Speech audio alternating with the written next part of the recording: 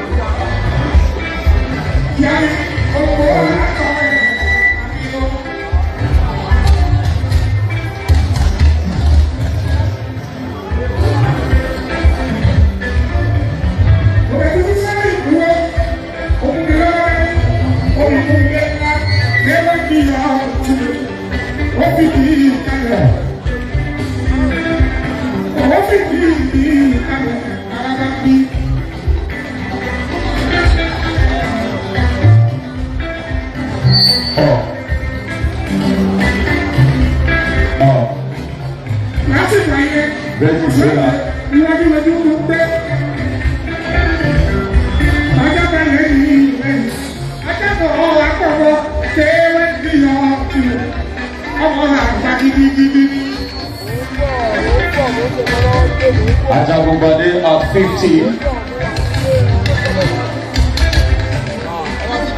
Alhaji Mustafa Olarewaju Adio Sego. 5 plus 5 plus 40. Virgin boy, what the microphone? Wahele, Gibla Fuji. Alhaji King Sulaiman. Adekunle Malaika Madiba. Original. You are highly welcome, sir. Gibla Fuji. Wahele. You are highly welcome, sir. Madiba. Alhaji Sulaiman. Atayewe. Kesi Omoje. Akile Fomojo. Akile Fuji Tafata.